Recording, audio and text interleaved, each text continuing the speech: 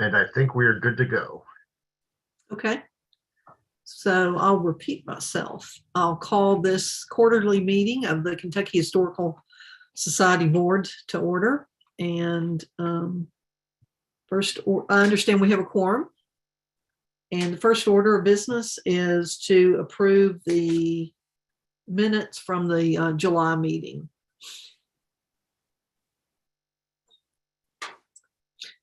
Yes, go ahead.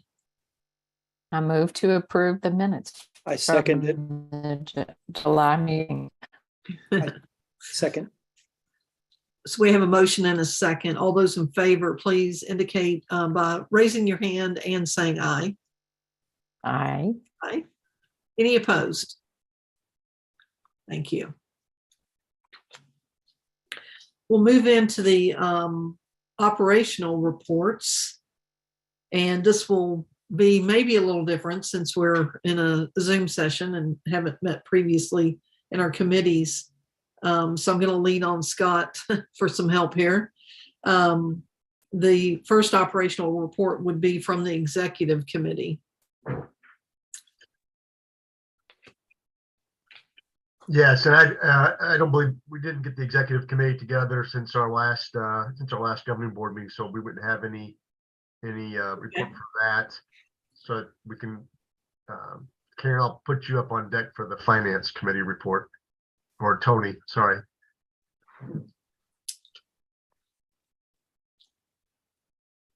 Okay, I think this will be rather simple and sweet. When you have somebody like Karen doing your quarterly analytics, it works pretty well. And I believe we did not meet as a committee as well, but I think there are some highlights that I can just quickly go over. And Karen, feel free to extrapolate the information if I say it incorrectly. But revenue is trending generally lower than budgeted. That's probably due to the projects you got going on there, Scott. I know that you have some core drilling and some carpeting that have affected your operations there.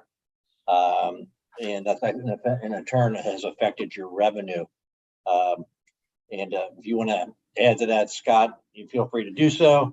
As far as the expenditures, I think you are running below on personnel again. And Karen, if I get this straight, I think you're running about 20 to 25% lower than budgeted at this time, which has affected your expenses as well.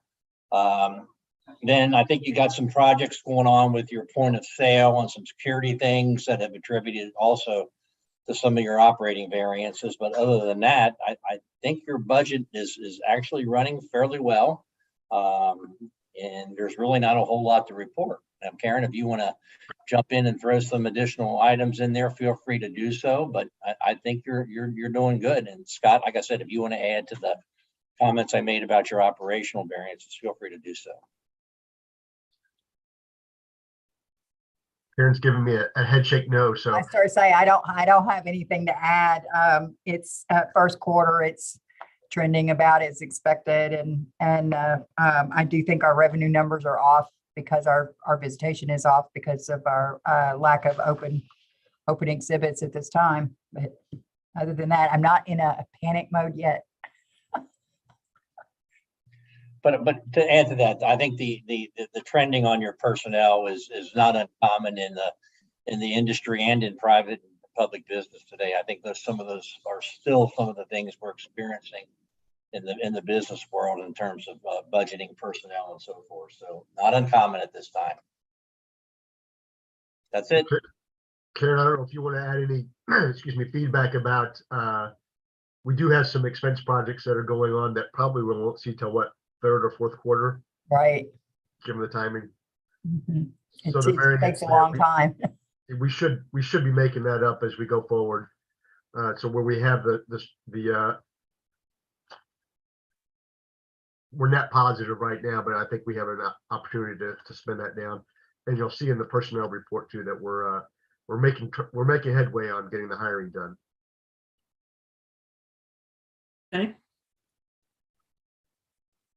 Anything else? Scott, I can't remember. Do we vote to accept the finance report? We do. Okay. Do I have a motion to accept the finance report? Thank you, Colonel. Do we have a second? Thank you. Okay, all those in favor of accepting the finance report as presented, say aye. Hold your hand up. Aye. Any opposed? Thank you. So next up is the nominating committee report. Understand that Tommy Turner, who chaired that committee, wasn't able to be with us today. And Scott, you're in a position to take up the slack for him. Yeah, we'll just join in with not having stuff in front of me, but in your packet, you should have had the slates of nominees that are going out and for the board elections coming up at our annual meeting. Correct, Teresa? That was in our packet. Just for your reminder, our nominating committee chair was Tommy Turner, Brett Bjorkman, Mary Hammond, who I don't believe is on the call, Mark Nykirk, who's with us, and then also Chip Atkins from the foundation, and myself and Teresa sat in.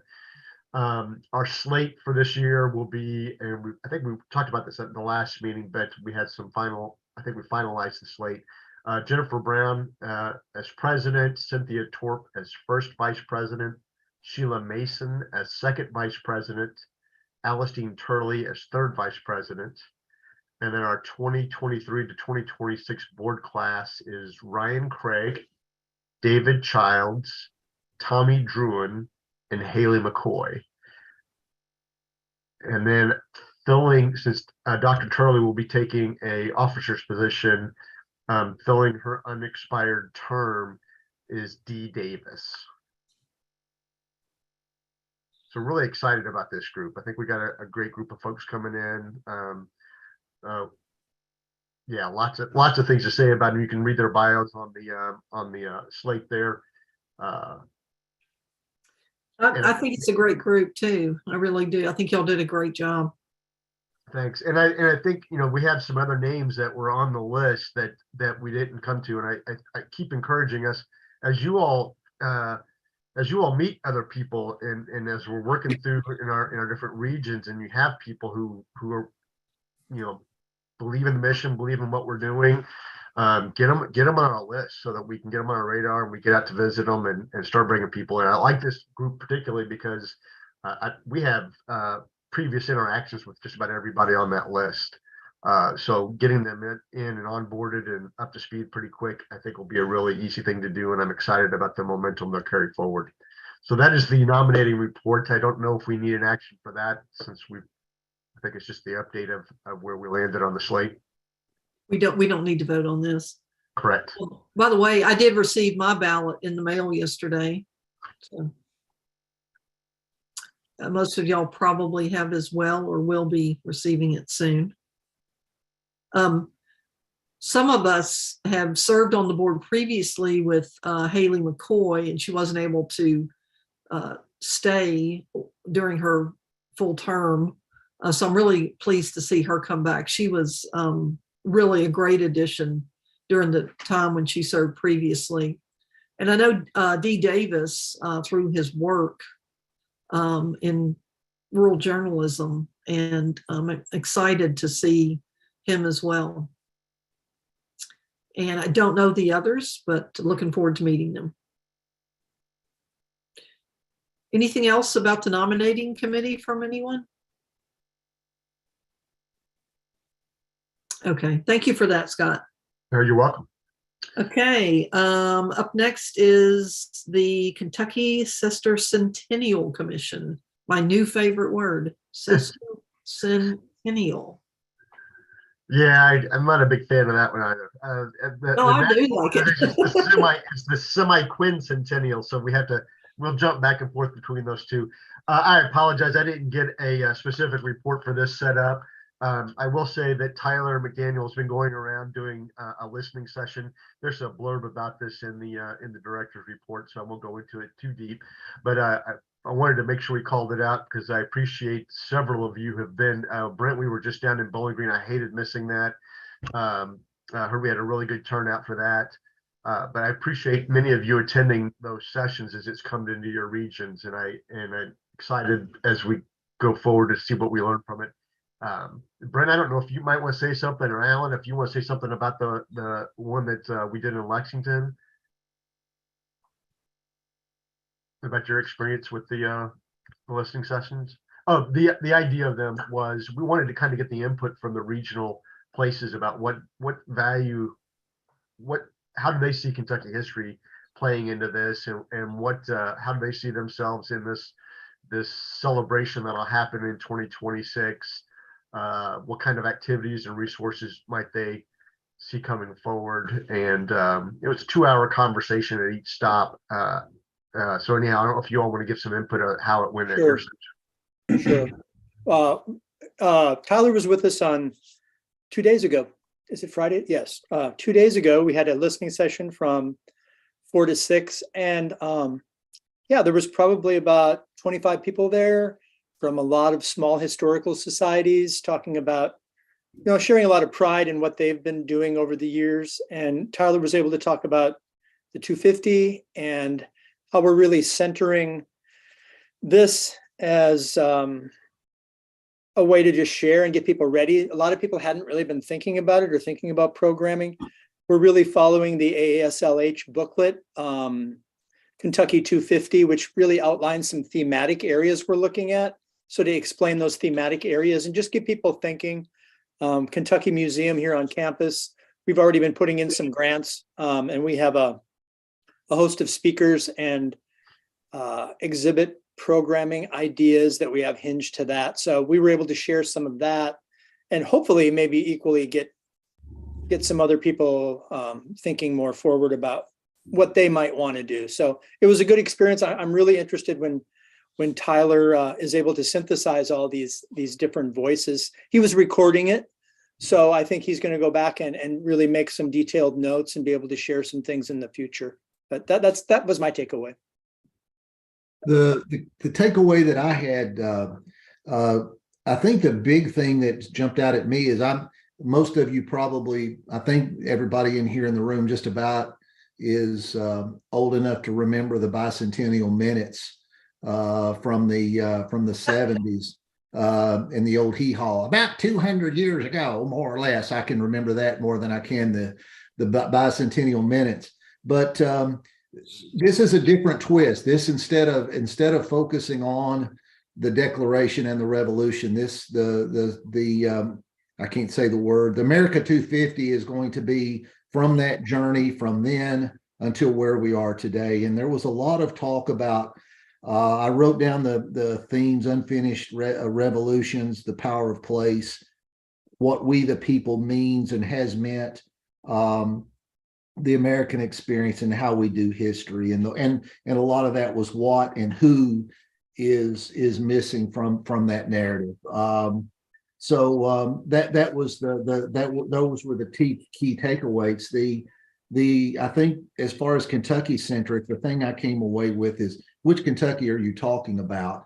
Are you talking about southeastern Kentucky, western Kentucky, the Triangle, Lexington, or Louisville, and how all those different Kentuckys sort of kind of meld into a Kentucky. And the fact that we are sort of in a borderland, we are going to have those distinct characteristics and being pulled from the Midwest and the East and from our Virginia heritage and kind of sort of the South, but not really the South, and that sort of thing. So that, I think the key takeaway for me was that this is from the Revolution on, not the bicentennial minutes. Thank you. I would concur with that. I was able to attend the one in Owensboro yesterday. I was excited just to see, I don't mean this in any negative way, but there were individuals there that were in my age group that attended that. Most of the individuals from the Owensboro area were from Owensboro. I think I was the only one outside of Davis County there, but those same undertones were reflected at the workshop yesterday about how Kentucky is so diverse and a melting pot of different ideals and developmental, I guess you could say, stages for different subcultures in the regions that we represent. But that's what makes us uniquely Kentucky. And I think the presentation and the facilitation was phenomenal, kept us on point. Kudos for the hard work on that, because that's not easy to do when you get a lot of ideals and story time started. So great program. Great. Thank you all very much for adding into anybody else. I didn't want to leave anybody out. Tyler's been trying to keep me up to date on who's attending what sessions. And Curtis, I'm glad I had intended to make it to the Owensboro one too, because that's almost close to my hometown, and kind of wanted to make sure we were engaging folks from all areas. If we haven't made it to your area, there's a list of the places that we're still going to. I think it's Prestonsburg later in the month. Well, I saw Pineville on the list too. So anyhow, we're making it more places. We're also finding that as we leave or we do it, we're getting requests to come back and maybe do it again with other groups. And I think that'll definitely be a possibility as we go forward, to maybe keep refining this message, but also to help us make sure that we're being as broad reaching, as inclusive as we can as this work goes forward. So really excited about this. This is pretty much step one for what the commission work is doing. It gives us an idea what themes and direction we want to take the commission, and then we have a lot of work to go after that. Scott, would it help? I have a link to the little booklet, the field guide to the semi-quincentennial that AASLH has put out. Want me to just drop that in the chat? Yeah, that'd be great if you have it handy. There you go. Thank you. Okay, Scott, will we have anything from the museum and education work group? I'll ask Director Lewis if she's got anything.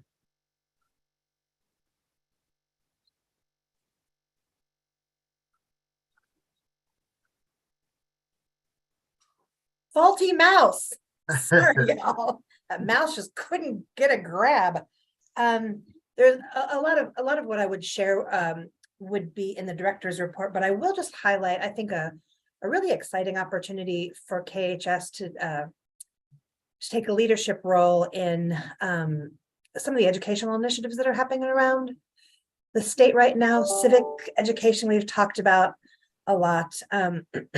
But just last week, I participated in two different sessions, very different sessions. One was a review triggered by the passage of Senate Bill 1, which included a list of 24 documents into the middle and high school standards. And so this was passed by the legislature. A group of us got together this summer and inserted the documents where we saw fit. And then it went out for public comment, came back, and overwhelmingly the responses were really more about we're not really so much about those 24 documents, but about the state of education in general. And what we kept hearing over and over and over again was primary sources. Teachers need primary and secondary sources. Teachers need Kentucky history and inquiry based education demonstrations. So those are all things that KHS does so well. So just earlier today, I had a meeting with Megan Sauter, our museum programs administrator, and Katie Turr, our brand new teacher resource manager, about how we can take those needs and really hone in the programming that we offer to address those needs. So I'm very excited about the knowledge that I gained both in that review and then with the Kentucky Council for the Social Studies Conference that happened over last weekend, and the relationships that were developed in those two engagements. So yeah, I'm very hopeful. I'm looking forward to at the next museum and education work group to talk more about that legislation and how KHS can help teachers address some of that.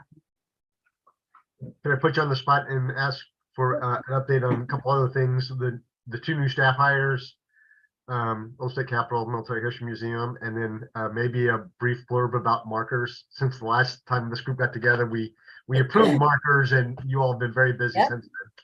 Sure. Markers. We held the adjudication session back in August, and a group of 12 markers from 10 different states were approved, those nominations for those markers. Pretty diverse group of subjects, and I'm proud of the range of or the breadth of geographic proximity for those. The process has met with some challenges, I'll say it that way, but I think we have a really great foundation of how we're going to sustain this marker program into the future. You know, we can't just throw markers up here and there willy-nilly. We have to maintain the markers that we have. We have to be thoughtful about the stories that are being told, where they're being put up, and how we're maintaining that, and the relationships that we're building because of those markers. So we have a terrific new coordinator for that program, Dr. Jim Seaver, and look forward to great things from him for sure. And we do have some terrific new staff people. I didn't want to jump in on the personnel report, but yes, we've hired an amazing group of folks over the last few months. Katie Turr, I mentioned earlier, is the teacher programs manager, Dr. Jim Seaver as the museum or the marker program coordinator for the markers. And then we just hired 2 program managers, one Linda DeRosset for our Old State Capitol, and another Dr. Jamie Bartek for up at the Military History Museum. So we're so excited to have them on board to really lift up the programming and infuse those 2 other sites that are outside of the History Center, infuse them with new energy. One bittersweet bit of personnel news that many of you heard about, I'm sure, is that Dr. Amanda Higgins, our good friend Mandy, is leaving. I know, Alyssa, I feel the same way. I told her the bitter is a little bit higher to the surface right now, but it's really sweet. I mean, it could not be a better fit for her. And I don't think the Lexington History Museum, where she will now be the executive director, could have found anybody to match her passion for the community, her knowledge base, her web of connections. So although it is a really tragic thing for KHS to be losing her, bravo Lexington, and she'll still be within our orbit, right? We'll still be able to work together. And so that's good news. Thanks, Jody. And just so you all know, Jody's geographic reference points were correct. Oh, sorry. Yes. I faced due south. Jody and Scott, if any of these new hires happen to be at the annual meeting, I hope you'll let me meet these folks. Yeah. Sure will. I'd love to introduce you. Yeah. They've heard good things already. So yep, love to introduce you. Okay. Scott, is that it for museums and education? Yes. Okay. So we move on to research and collections.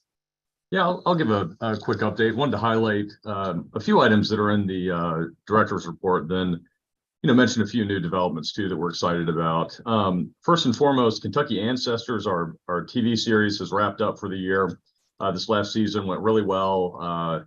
As I mentioned before, it aired on 8 channels across Kentucky, and also we had the Cincinnati market this year too. So we're continuing to get viewership numbers in. So far, we're really excited about the number of viewers. I think we've seen well over 150,000 viewers, and it's been a huge success thanks to the support of the Kentucky Historical Society Foundation.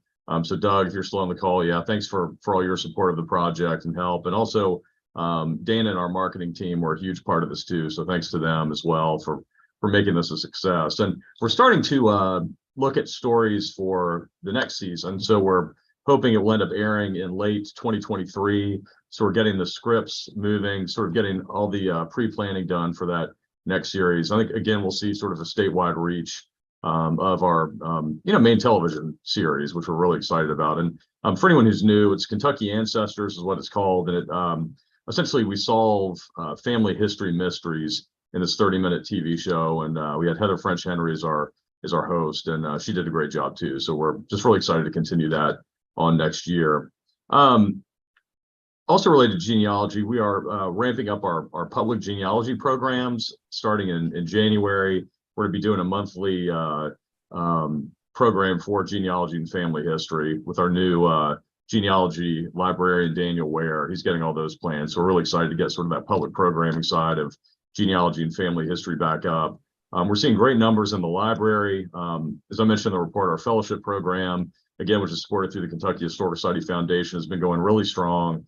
We've had researchers, within the last 6 months from England, France, and Spain. So, it's an international fellowship program, which we're really excited about. And they're all, researching incredible different types of stories related to Kentucky history. So we're really proud of that program.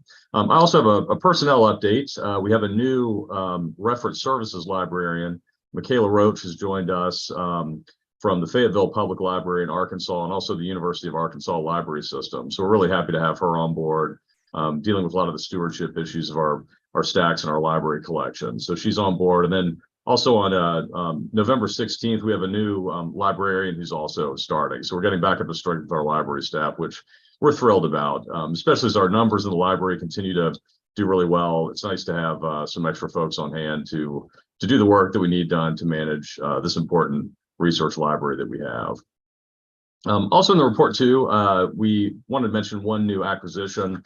We had a last month or two, thanks to the support of the KHS Foundation and a fund we have called the Kentucky Treasures Fund, we purchased an 1795 letter written by Isaac Shelby, Kentucky's first governor. And it was written to an Army officer, sort of relaying requests from citizens who lived at the mouth of the Kentucky River, asking for military support. And it covers a number of themes that I think are going to be really important to us during the US 250th. So we're really happy to add this to our collection.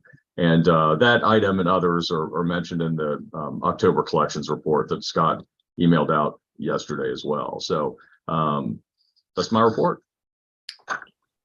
Stuart, a question about the monthly genealogy program.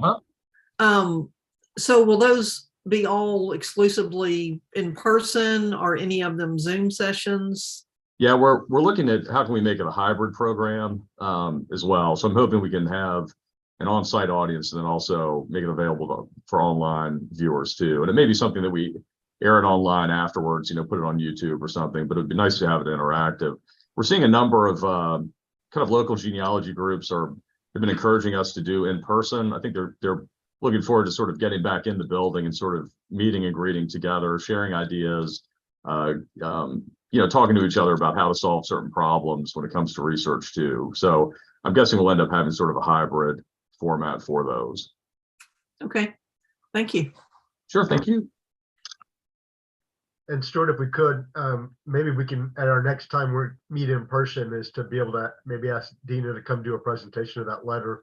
It's a really fascinating story, and it's a lot of ties beyond just a personal letter back and forth between the governor and this Army officer. So if we could, we'll set that up to do a little presentation at that time. Yeah, definitely. And we'll, by that time, we'll probably have a few other great archival pieces in as well. So we can maybe pull a few out and show everybody. Great. Thanks, Stuart. Thank you all. Next up on our agenda was the Military History Museum Advisory Committee, and I didn't give Alan any kind of heads up on this, and we actually delayed the meeting. So Alan, I don't know if you have anything you wanted to add, but we were supposed to meet last Friday, and we delayed the meeting. I was out of town, so we're going to meet coming up. Primarily, our focus right now has been on military history items. It's been for the Our Stories, Our Service exhibition, which was also in the board report. But we continue to work on that. Jody and Julie Kemper and Jonathan Malfke are continue to help push that project forward. We're hoping, fingers crossed, for an early spring opening date for that exhibit. Overcome some challenges for that. And so I'll just jump. It's okay. I'll just roll right into my executive director's report. Everybody hold on. I told Scott I had to print a tree off today for his executive director's report. Yeah. Okay, and I should. So I apologize. I'm home recovering from COVID. Teresa perfectly scheduled this between all the travel stuff I'm doing. So I'm in recovery. I'm feeling great. But the report got written a little bit with the COVID haze on it. So it's a little bit longer than it should be. And I did leave some things in there though, because our marketing team pulls together some really great data, and typically it doesn't make it into the report. And I always have a hard time trying to figure out how do we make something concise, but so you all can see the amount of tracking that they're doing on the impact of our programs and the reach that we're making. Our social media, our videos, whether it's Ancestors or Kentucky Treasures or just the different programs that we're doing. Right now, because we're so limited on what our in-person activities are looking like, we're really making some good headway on those broader pieces, so those digital assets.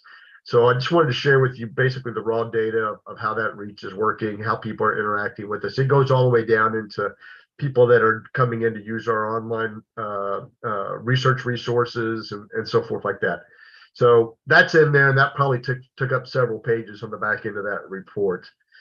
I don't want to go through it point by point. I don't think my voice will withstand it. But I did want to point out some of the highlights. Let me grab that back up.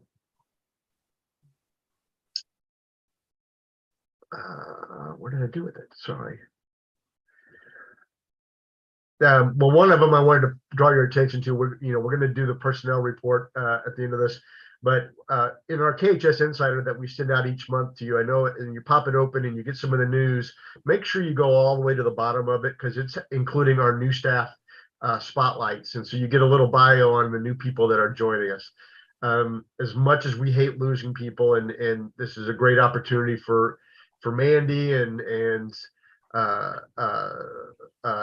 we're losing one of our curators, Andrew, down to a museum in Tennessee. These are all good exits, but we're also bringing in and reloading with some really great people as well. And so those staff spotlights give you a chance to kind of learn who's coming in on the team and help get you introduced to who they are. When we get back in person, we'll do that. We'll make sure we get these people to our lunch at least, so that we can all meet them as well. Also wanted to underscore the building work. I might turn this over to Karen for a little bit of an update, but basically we've talked about the Kentucky Journey exhibit having to be basically dismantled. Thanks to Stuart and his crew for really jumping in. I wish we were there so you could walk into the space and see what actually had to happen.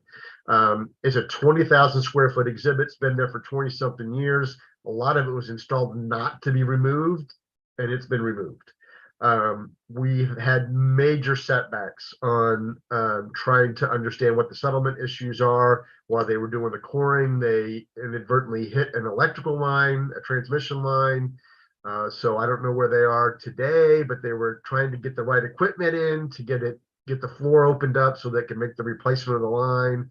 All that to say is it's really pushing us back on getting the space back up into shape and getting the exhibit reinstalled. But again, if you work with artifacts and you work with collections, it's not a quick process.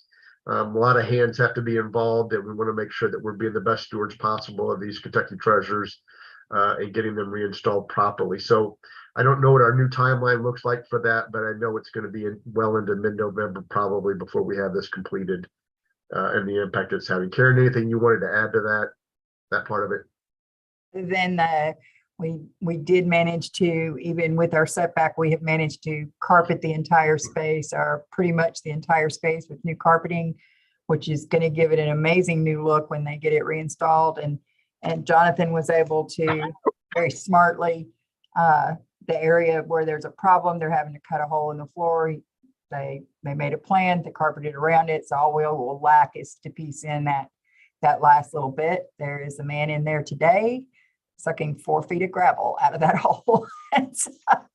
I feel like maybe by this time next week, they actually have the conduit pulled. They're having to pull it from one end of the building all the way across underneath the building to a pole. So hopefully once that's done, then the carpet and then the install, and then we're back open for business. So the silver lining to this might be is like, one, it demonstrates that our exhibit we need to be thinking about what our long-term plan is for Kentucky Journey. and how we might want to look at redoing that. When you see the space empty and now you see it with new carpet, it just underscores the idea that it needs a refresh. And so we need to be pointing our efforts towards that as we go forward. We've covered a lot of other things. I want to just mention again and a call out to Mandy, who did the lion's share of the work, our help with Apple Shop and the Hyman Settlement School. KHS was just part of a larger coalition of people that were down there to help. We continue to provide resources and help where we can, and we will continue. I have been involved with the cabinet level initiative to talk about what is a cultural response that we can help improve upon for when these natural disasters happen. The tornadoes in Western Kentucky, the flooding in Eastern Kentucky, and just the need that our cultural organizations need emergency plans. And when they turn to us, what are we prepared to be able to give them in ways of support? So a great conversation for us to have, and we all need to be very, very aware that it needs to happen. Wanted to also point out that Karen and lots of others have been working on implementing a point of sale system that has been a long time in the coming. And the reason, and I know it's one of those back of house things that doesn't ring with a lot of interest, like an Isaac Shelby letter or new collections or great programs that we're doing. But this is going to give us a much better understanding of the use that people, why the services we're providing out to people, the way that our resources are being utilized, and tracking and understanding our visitor behavior much better, so that we can start targeting towards people, not just from a membership perspective, but just so that we can modify our programs and come at it from an approach of good quality information. It also ties into our fundraising software, so we're tracking our constituents as to, again, how they're using us and how we might better serve them in the future.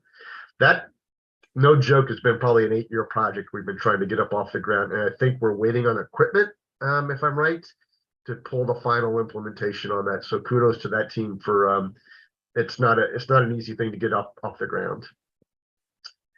I think my second to last piece I just want to talk about is we are also in that process, and BR's on the call from the cabinet, to be thinking about capital planning. If we have capital projects that we think we want to have going forward in the next couple of bienniums, now's the time for us to maybe start sharpening our pencils and figuring out what we want to do with that, so that we can maybe get in front of the capital planning review board. And so I might be calling on some of you as we come forward to that to help give us some support as we again think about what that Kentucky Journey area needs to look like. But we're also looking at what some renovations of the old state capitol and how that might happen. That's going to be a fairly significant, I'm anticipating it will be a fairly significant project that we would want to, and it would probably trigger a capital funding request. In your report, there's a membership reports. Don't have a whole lot to say on that one. I know Dana's on here. I don't know if you have anything you want to add to it, but our membership numbers are down. And I think that's kind of to be expected, because we're having some impacts with the exhibit being closed. We're also relooking at how the membership numbers are transporting over from Razor's Edge into All True. So that's modified some of our numbers as there's been some data cleanup. Dana, anything you want to add to the membership numbers or membership activity? No, I think you covered a lot of it. We are planning to do some social media marketing for membership coming up in November. We've been sort of hesitant about doing a lot of push right now, because I hate to spark the interest and have someone come to campus and not be able to see and have a full experience here. But as that reopening gets closer, you will see a lot more coming out of us, and definitely some membership targeting. That's all. I thought about the membership, and this is something that I've never done formally as a board member in the years that I've been on the board. But when I think about the number of counties or regions represented among the board members, I wonder if there's something that we could do to help with that. Most of us live in a community where all we have to do is call up the Rotary Club or the Kiwanis Club and say, hey, could you put me on your schedule of speakers? I'd like to come talk to you about my great experience on the Kentucky Historical Society Board, which could lead into a way to distribute some information and talk about why it matters to be a member. Dana, would you maybe want to chime in about the 360 campaign and maybe some of the next steps? I think that would tie into what Jennifer's even talking about. Yeah, it actually would tie in really well. And we would really love any kind of promotion like that. Greg and I have plans the remainder of this fiscal year, all the way up until June, and then we'll look at it, to travel to areas of the state that are severely underrepresented with visitation and membership. Perfect example, like we pulled out the map, did a heat map, and there are lots of counties in Western Kentucky that don't have a single member or any visitors. Pike County, we have no members, no visitors.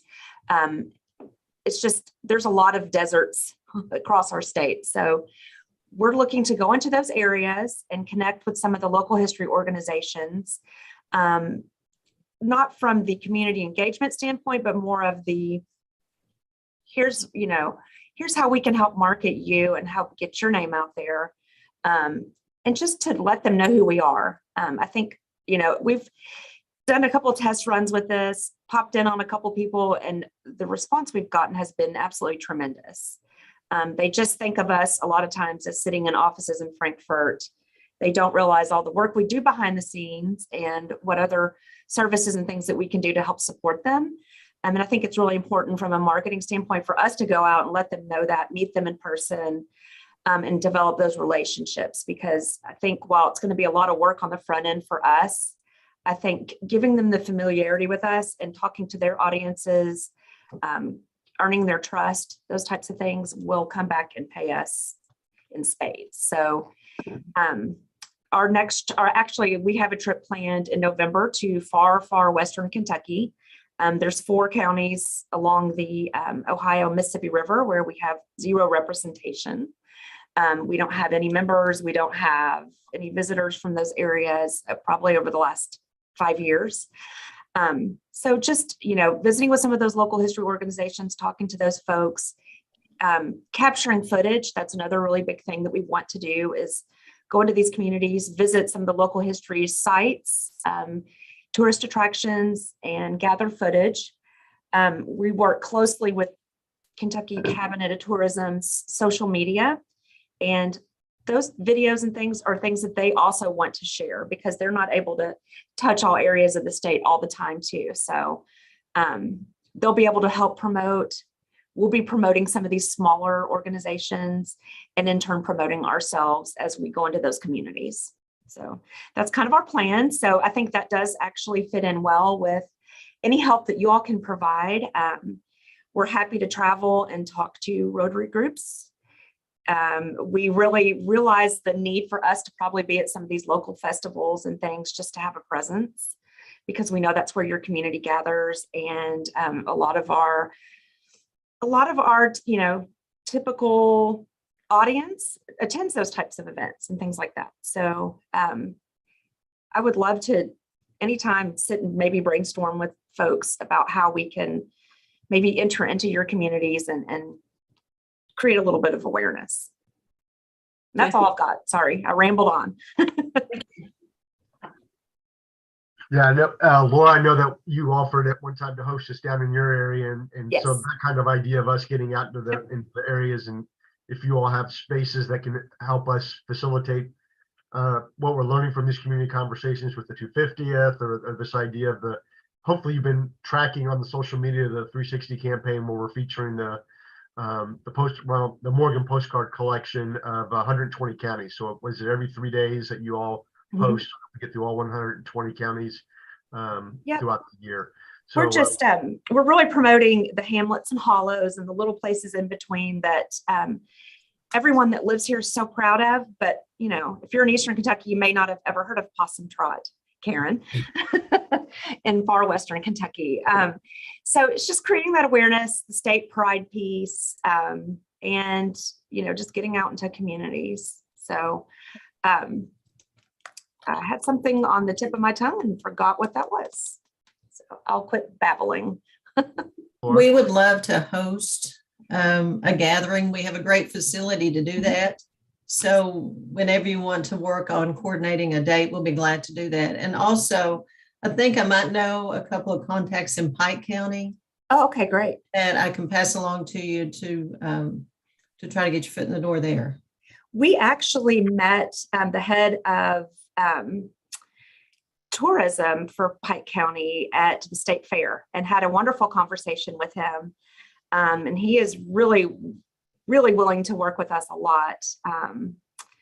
We weren't quite prepared to go in and work with him for Hillbilly Days this year, but it's definitely something that just helping to build those relationships and to know what their needs are from us and how we can help promote them and maybe help them promote things that aren't expected. Like with Hillbilly Days, it's always Hatfields and McCoy, but like maybe there's other things that we can help them push out to their community too, of history and some stories maybe that they aren't aware of. Yeah, if we host an event at our place, we can usually draw from 5 or 6 counties around Okay, us great. easily. So that would be a good thing. So again, we'll just touch base on maybe coordinating some dates.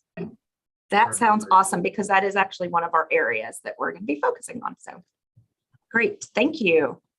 As far as those far western Kentucky counties, I assume they're probably Carlisle, Hickman, and Fulton, some of those Yeah. river counties. Yeah. I've got some contacts through the Judge Executives Association and our insurance provider.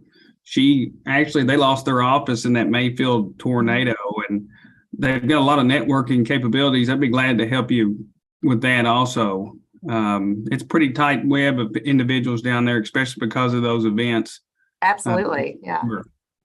Well, that would be fantastic. Thank There's you. a lot of Mississippi River history that Yes. people, now that the river is so low down there right now, people are pulling up these historical pictures.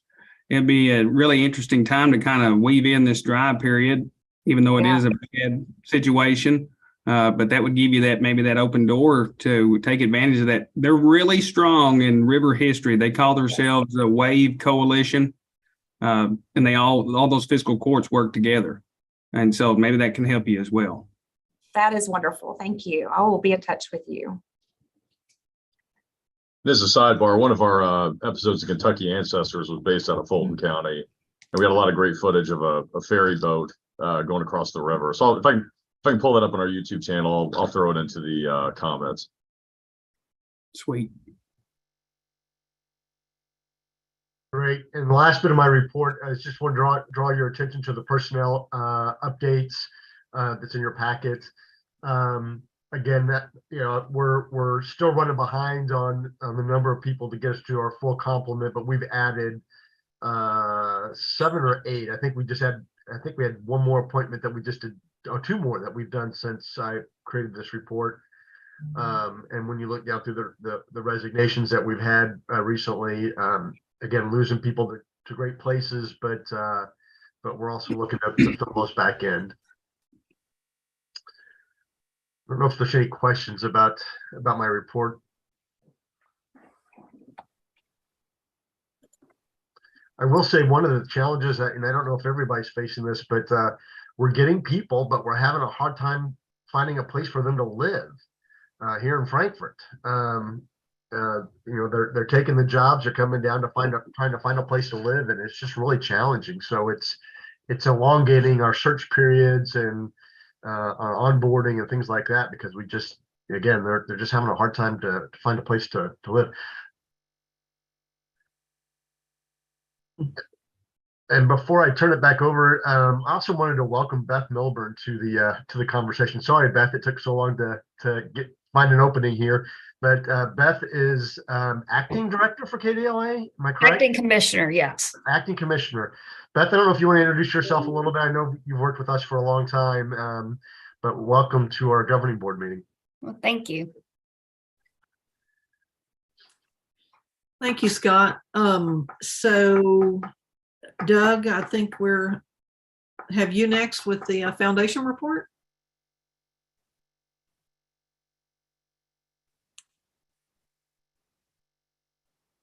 Hey, everybody. Sorry about that technical difficulty. So we had a great foundation meeting this morning, well attended, and a lot of good news coming from it. We're trending well on already just first quarter into FY23 on major gifts. Of course, a big emphasis is looking for financial support for the forthcoming Kentucky Women's Veterans exhibit in early spring. So there's a lot of emphasis on that. Do want to put out a personal invite, and you're going to receive something by mail and by email here next week. But on November 11th, you all are having your KHS annual meeting at the Old State Capitol, Friday, November 11th, and I think it's at 5. And it typically lasts till about 5:30, 5:45. Immediately following, in the Old State Capitol, we are going to hold a reception to celebrate the 30th anniversary of the foundation. So we want to have you all come down and have a drink with us, some heavy apps, and talk about the Titans who built this building 20 plus years ago, and the rest of us here in new generations of governing board and foundation board picking up that torch and that mission and moving forward with the mountains we have to climb. So we hope to energize you all and celebrate our past success, and also recognize a few new Lincoln Society members. Those are folks whose lifetime contributions have now exceeded $25,000.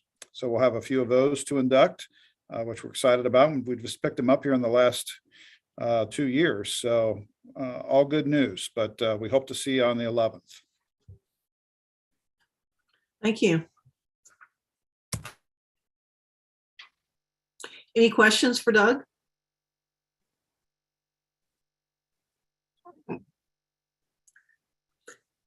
Scott, up next, we have the classification and compensation plan. Yes, so am I still muted? Sorry. We can hear you. Good, all right. My screen was telling me I was muted. Sorry about that. Okay. Yeah, in your board packet, and I believe we might have talked about this previously, but the progress update was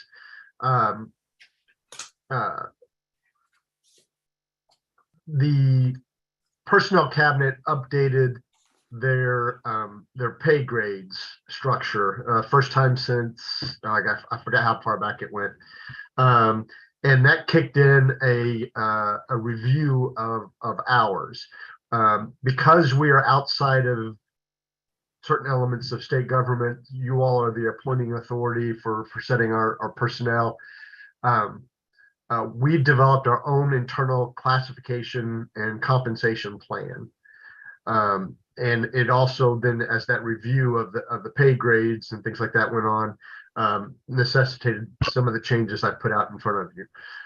So what I have here is some proposed actions that would allow us to look at the revision to our entry pay levels for our staff, some changes to that classification plan, compensation and classification plan, which includes adjusting those entry pay grades, and some minor adjustments to titles and things within the classification structure.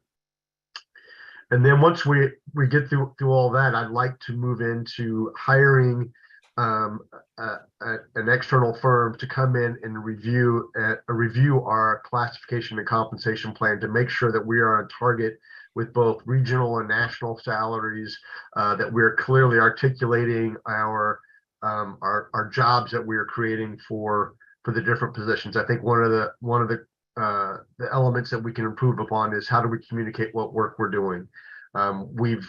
With this addition of new staff, with the exiting of old staff, with the fact that we had layered multiple responsibilities upon staff, and now we're removing those or moving them into other areas, I think there's a lot of confusion that tends to happen on who's doing what. And so this would be a good time for us to step back. Last time we did this was in 2006. So it would probably just be a good time for us to go back and reevaluate how we're hiring the positions, how we're setting them up, all with an eye towards making sure that as we hire, we're bringing people back in equitable and fair ways, that we're maintaining that structure through the organization.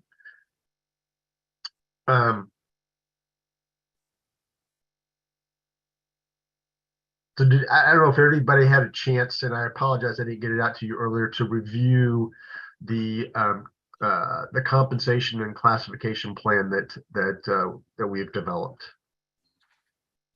I'm gonna confess, I'm gonna need some more time. And I'll make that time this weekend to look at that more closely. Now, Scott, I did review that, and one of the reasons why I've taken an interest in it is I face those same struggles here at our fiscal court. And our system works a little bit different than the state system, because you all do have that merit-based system that really, I guess, at the state personnel cabinet gives you more direction. But I understand your need to have more bargaining capabilities and to be able to adapt and provide those, I guess, tools in the toolbox to be able to retain people as well. We're looking at a tiered system, and for you to be able to, at the end of the day, the money talks and the rest walks. And I know that's pretty simple, but it's true, and with the cost of the CPI increases that we've seen here in our area and statewide, we have to take care of our people. And I applaud you and your staff for doing the concerted effort to make those changes. I necessarily don't see any issues with it. I think it shows that you all are very cognizant of the issues that you face. And it might even take more aggressive approaches in the next few years, depending on how we trend in the future. Yeah, thank you, Judge. I appreciate that. I tell you what, Jennifer, and if you all would indulge me, how about I kind of walk through the thought process of how we got to this, assuming the voice will hold out, excuse me, and just give you that background of how we got to this point. So KHS, I'm gonna step us all the way back so we have a compensation and classification plan on the books, and again, it's because the Kentucky Historical Society in 171.311 places that authority in the governing board to set our personnel, to set our salaries, and so forth. We are, as the judge mentioned, though, while we're a state agency, and this is the technicalities, we're unclassified, which means that our positions do not have a classification within the personnel system. And so we're non-merit, unclassified. Our positions are ungraded. So that means our positions do not align to the grade scale that exists on the personnel cabinet. Making sense for all of our I'm a non-HR person, so it's taken me a while to learn all this stuff. So therefore, the Historical Society governing board created its own classification and compensation plan and adjusted and created a entry salary levels that were mirrored upon the personnel system. They had placed those entry levels at 5% above the comparable pay grades that were in the personnel system. When personnel raised their pay grades on September 16th, that was an 8% increase. So therefore, the KHS staff were now 3% approximately behind. My proposal would be that we would raise our entry level salaries that 3% and put us on the same par as the pay grade scale that the state has adopted. The reason why I would like to then, if that all moves forward, would then propose that we have have a firm help us evaluate our positions and are they graded properly. So as opposed to creating the same pay grade at a higher level, I'd rather mirror that pay grade scale and make sure that we have placed the positions in the right pay grade. Does that make sense? That way, if we have future changes with the state personnel pay grade scale, we're not out of sync anymore with them. So we have comparable positions.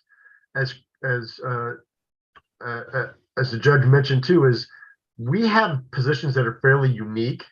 We have some that mirror KDLAs. We have some that mirrors things that maybe at the horse park or at parks, but they're not necessarily all that similar. We had different professional grade positions for our researchers, for our library staff, for our curatorial staff, that don't just really exist within the state system. So I think this external review is very important to make sure that we're doing a comparable within what our region would withhold, but also what our national, we're drawing people from outside of Kentucky. And so how do we make sure that we're staying competitive with drawing those people in? We're always welcome when we're finding this expertise that lives within Kentucky, but you know, that's pretty spread out, and they're taken up by people at like Brent's museum or maybe at some of the Louisville museums. So for us to find some of the staff, we're having to look for competition outside of Kentucky. And so hopefully that making this scale and this assessment to how it's matching our pay classifications, job classifications, would make that most competitive, I think, after an external review. So if we go through all this, we get that review done, then we would go back and reassess how it is affecting our current staff that we already have on board. So kind of 3 steps there. Relooking at what our entry level of pay grades are, modifications to our classification and compensation plan. There's a couple classes in there, particularly around our education groups, that I would propose making adjustments to those right away. And then moving on to doing an evaluation of our entire classification and compensation plan. Scott, you mentioned hiring an outside firm to do the evaluation. Is that correct? Yes. And when would, like, help us understand how that process would work? Do you put out an RFP? People bid on this, and then how long would it take, and when would you expect it to be done? Yes. Excuse me. Yes, and I can't think of, so I'm got notice today that we're going to try to look with the finance cabinets to see if they have a master agreement, and the name of the company is escaping me. That's doing it currently. I'm sorry. It's Corn Ferry. Corn Ferry, yes. They are currently working with the state personnel system, and so we were hoping to maybe utilize that efficiency of having somebody that's already familiar with how, no matter what system we set up, it has to be congruent with how the personnel system would process our work. If they can't do it, then we would probably work through finance to set out an RFP to do that evaluation work. The time frame, Jennifer, I'm not really certain. I'd like to do it immediately. I think this has been a piece that is making it difficult for us to do some of our hiring. Do you know approximately how long it would take a firm to do that once they started? I do not. Okay. Actually, I've been working with our personnel folks over at the cabinet to kind of give us some advice on this, and we just got to this point of being able to see it, how we would go about hiring a firm to help us do that evaluation. Okay, thank you. Scott, in this report that you've submitted, I assume that the red numbers here are the proposed edits? Correct. Correctly? Okay. Correct. Yes, sir. So just for my understanding, because I've tried to wrap my hands around the state system, you know, I see the hourly rate, monthly, annual, skill code 2. So is there like a description of these skill codes and what the requirements are? Or is that under the state system for that? There are, and Chris, I have to admit, I'm not as well versed in what those are. That's quite frankly why I want to hire somebody else or work through personnel to make sure that we're applying those kind of factors as we determine how pay and job responsibilities and all that are determined.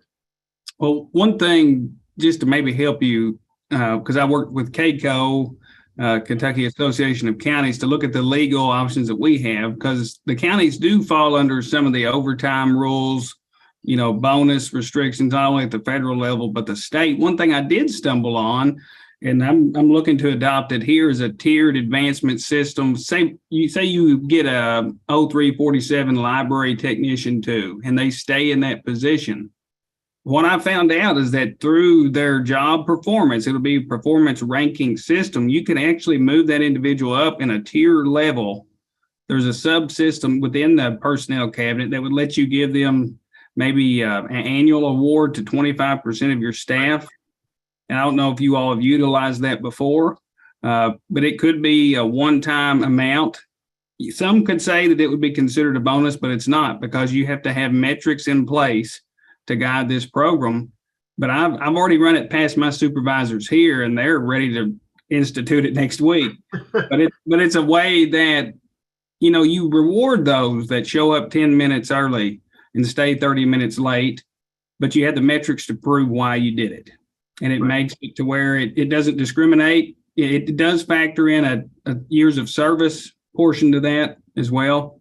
But I'd be glad to see if I can find those legal documents and email them to you after this to help you. Because I know that is a daunting task. And in some ways, you all are in the same boat the fiscal courts are, because you don't fit into the state system on all positions. Right. And Curtis, that's exactly one of the reasons why I feel like I need the help of an HR professional to tell us how we would implement. One of the things that we don't have is a salary scale. And I've vacillated back and forth on whether I'd recommend us adopting one, because part of what we don't have is a midpoint to be able to judge where people are in their classification. So we could adopt that kind of thing so that we have that metric to be able to determine how people are advancing within their class towards their how they're able to advance. On the personnel side of things, you talked about the vacancies that you all are dealing with and trying to fill. Do they fall in? Do you have more of a correlation of more vacancies in like a skill code 2 or like a technician, or is it at all levels of employment? I haven't done a deep dive on that.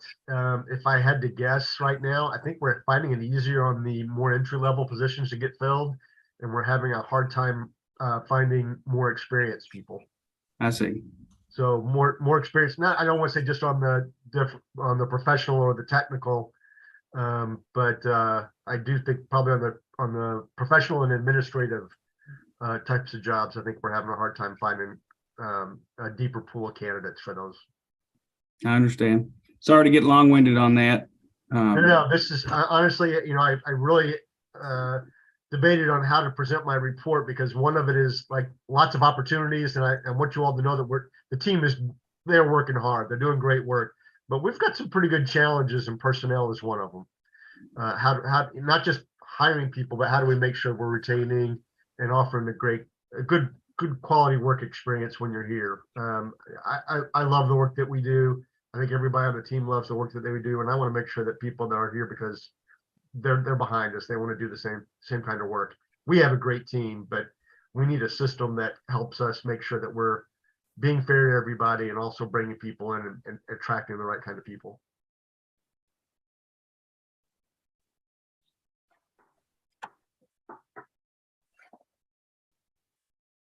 So Jennifer, I don't know if it'd be appropriate. I would like you all, if possible, to adopt these changes to the classification and compensation plan, which would include that salary schedule, and then that would allow us. I'll put it there. There's some ripple effects that happen after that I can talk about. Okay, so you need a motion to approve the changes to the classification and compensation plan. Okay. And if we do that, is there a step at which the state has to okay this, or are we clear on that? As of today, I believe we're clear on that. I think. Okay. And then if we did that, the next step would be to hire an outside firm. Is that correct? Correct. So one of the things that once we move through this action, you will be moving up the entry level salaries across all the positions. This will not affect anybody that received the 8%, that was on staff that received the 8% already. People that started with us since July 1 will receive a salary adjustment to get them back up to the minimum salary adjustment that you just approved. Okay, That's going to impact, Teresa, correct me if I'm wrong, I think 8 people, maybe 9 now. okay. I just want to make sure I understood where the moving parts are before we do that. Yep, and then we would move into getting the personnel review process started. Okay, very good. So do we have a motion to approve the classification and compensation plan from So Scott? move that we approve the classification changes. Okay, Second. we have a second. Thank you. All those in favor, please indicate by saying aye, and let's see a show of hands as well. Aye. Aye. Aye. Okay, any opposed? Thank you. There you go. Not so much. I know that's not, I mean, the administrative stuff is not the fun things to get through, but this is so critical for the health of the organization. So I appreciate that. Okay. Next up is a discussion item for the annual meeting. And before Scott says his piece, I just want to encourage all the board members to be present if you can. And especially if you've never attended, it's just a great evening. If you've been in the old state capitol building during the day, that's one thing. But if you go there in the evening, it's an entirely different atmosphere and vibe. And it's really one of my favorite events with KHS. So there's my little spill. Scott? And I think Doug covered a lot of it. So I know we still have some fairly new folks, but typically pre-COVID, the annual meeting was always coupled with the annual history awards. And so we would start the day off with this wonderful gathering of people from across the Commonwealth to get their awards, to celebrate the work that they've been doing, the work they've done. And then we would go into our annual meeting, and then we would have a little reception and so forth following that, because we were elected new board members and new officers. And so there would be a nice little gathering. We moved the history awards to June to try to increase participation and further leverage that, which I think has been a great move. But we also want, as Doug mentioned, we're celebrating not just the 30th anniversary of the foundation, but the people that helped get the Kentucky Historical Society to where they are right now. And so how do we start thinking about, again, the future of what KHS is going to do? So at this annual meeting, and I think it was, I'm glad that we're doing this by Zoom, but we also didn't want to tax your travel plans. And I've been traveling the state, and I've been telling Jennifer and Alyssa, so I've made 2 trips now down to Western Kentucky here recently. It's like, oh my gosh, thank you for the 4-hour drive that you all do to come to a meeting. And I know that, for those of you from Eastern Kentucky, and same kind of thing happens. So by doing this by Zoom, what we're hoping is we can incentivize you to come to our November 11th meeting and participate with us, because it is an exciting day to watch you all get sworn in the old state capitol, in the House chamber. But as part of that, I still want to have that very informative kind of piece that we're going to put together. We're in the process of pulling together a panel of Kentucky historians to kind of sit down and almost mirror what we're hearing at these community listening sessions about what's important about Kentucky history, and how's that being used right now. We see this big call on everybody right now. This is a historic event, and how are they coming to those not interpretations, but to that viewpoint, and then how are we not seeing the different Kentucky history elements that are out there?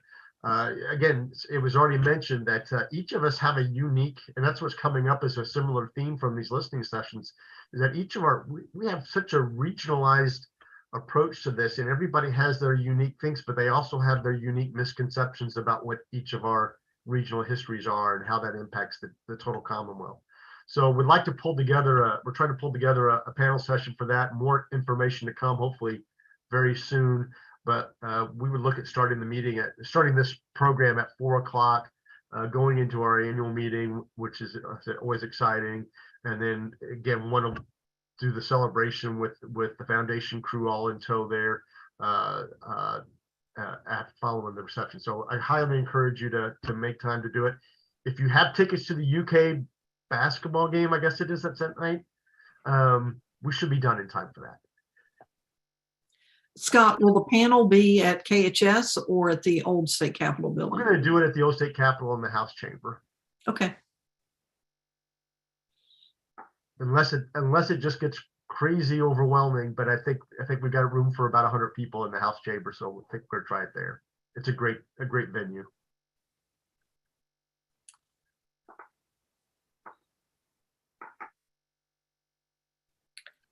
Okay, anything else about the annual meeting?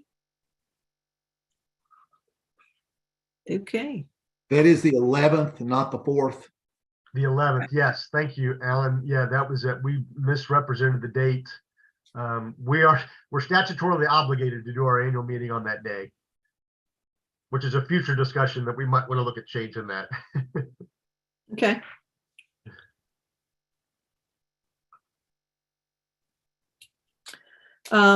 So up next are our announcements.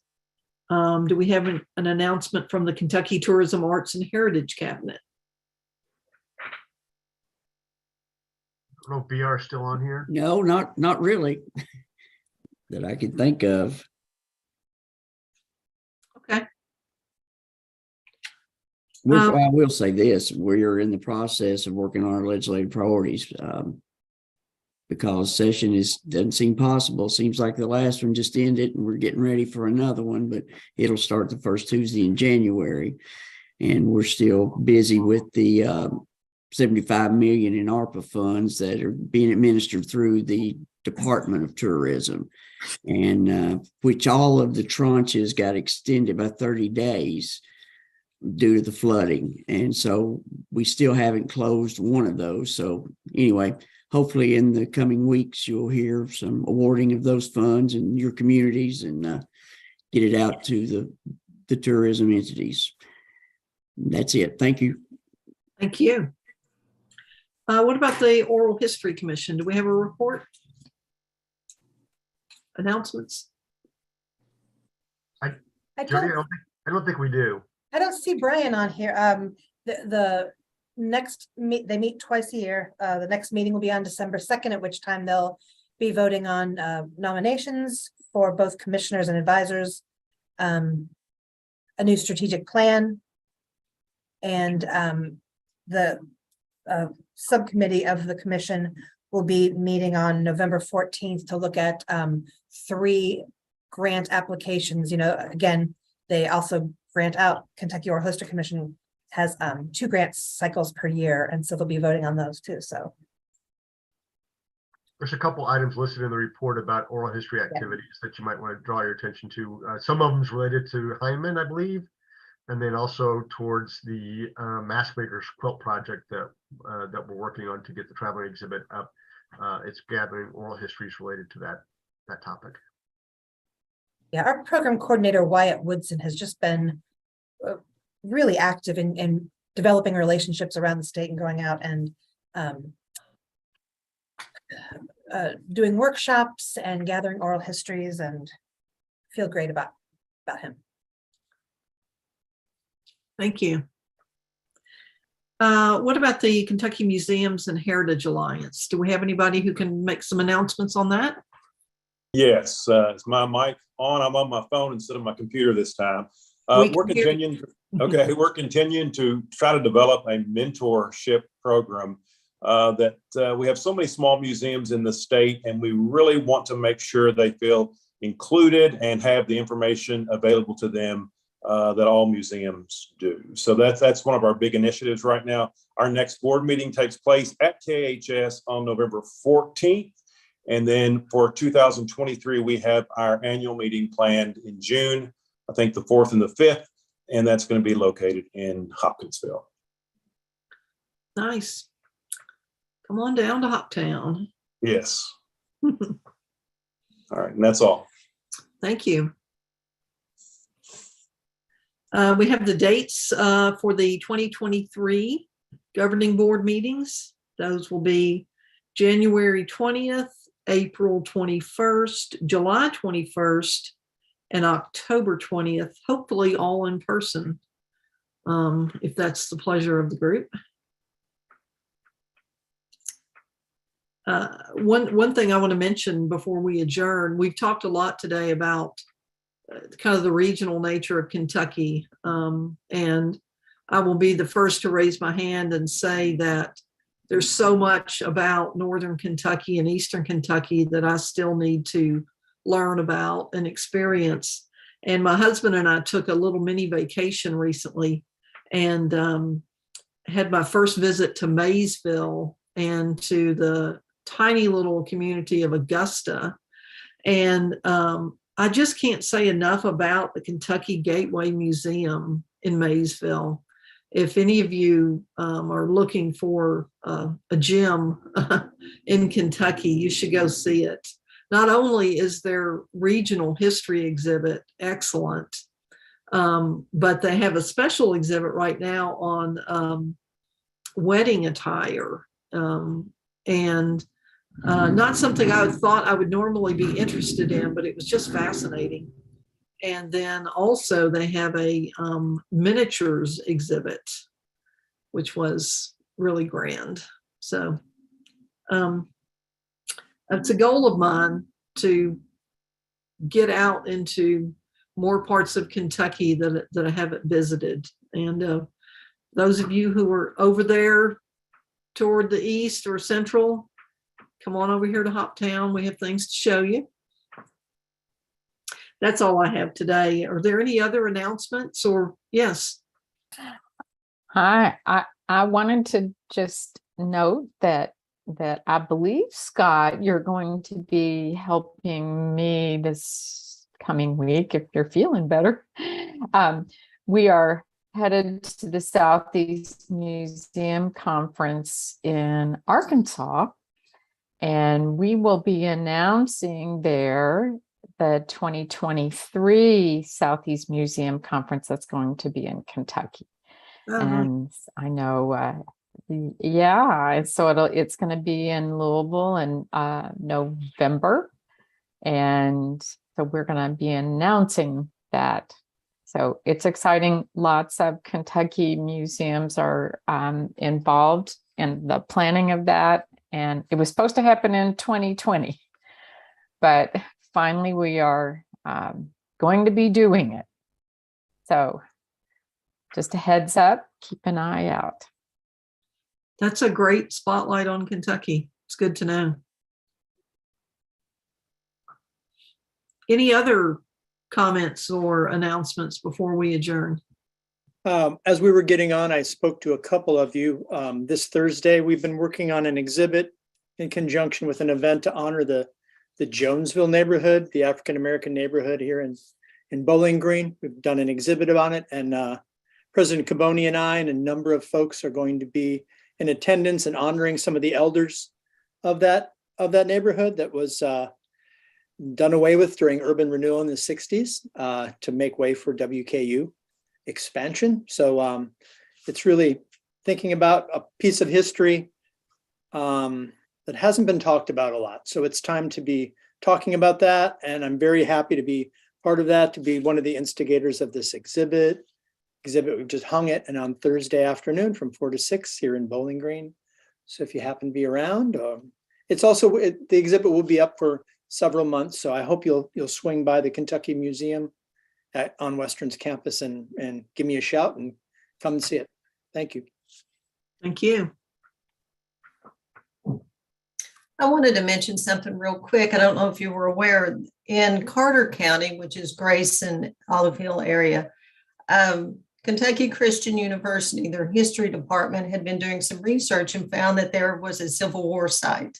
And they got permission from the landowners to go and do a dig. And they have uncovered some items already, and it is run on some of the regional news stations and so forth. So I thought that was pretty interesting. And so they're going to continue to research and see what else they can find.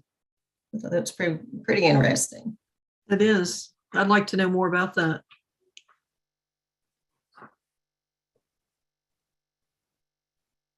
Laura, where again was that? It was in Carter County, right outside of Grayson. And I can put you in contact with the dean of the history department there at the university, who is heading that up.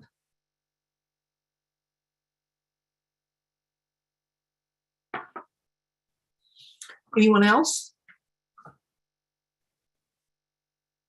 Scott, are we good?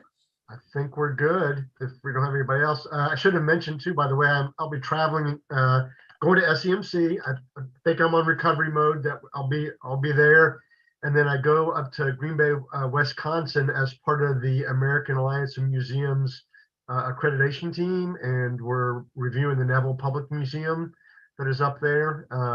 So that'll be a 3-day trip. So I'm excited. That'll help on multiple fronts. I'll be glad to do it, to offer my experience with that. But it also has us thinking about what our annual reaccreditation is going to look like. I think it happens every 10 years. So ours will be coming up in a couple of years, I believe it is. Okay. I think that wraps it up. I hope to see everybody at the annual meeting, and everyone agrees we can adjourn this meeting. Thank you all. Thanks, Jennifer.